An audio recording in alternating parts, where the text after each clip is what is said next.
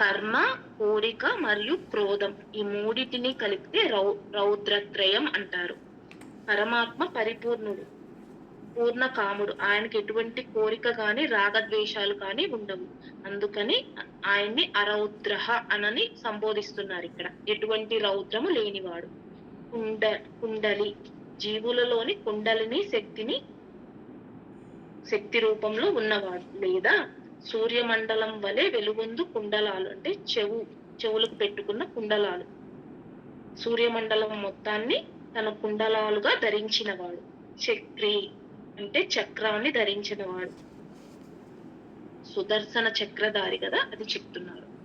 విక్రమి గొప్ప పరాక్రమవంతుడు. ఊర్జిత శాసన ఉత్తమమైన శాసనాలు చేయువాడు.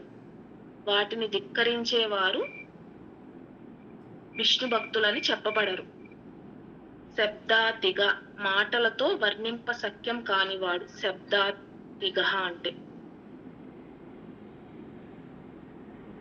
శబ్ద సహ వేదాల సారం మొత్తం తానే అయి ఉన్నవాడు. స్వామి సర్వ వేదముల చేత మాత్రం తెలియబడుతున్నాడు. అందుకని వేదాల సారం తానే అయి శబ్ద సహ అని చెప్తున్నారు ఇక్కడ. శిశిరహ చల్లని వాడు లేదా విశ్రాంతిని ఇచ్చువాడు. సర్వరీకరహ మాయను కలిగించువాడు. సంసారంలో చిక్కుకున్న వారికి ఆత్మజ్ఞానాన్ని తెలుసుకోవడం చాలా కష్టమైపోతుంది.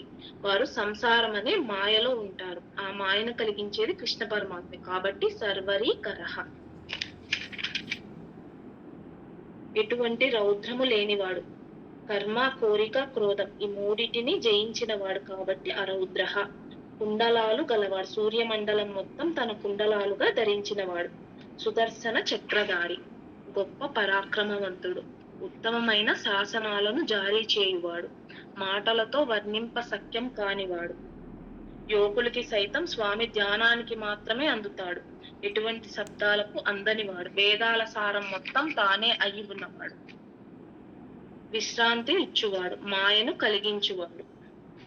ఈ నామాలకు ఇదేనండి అర్థం.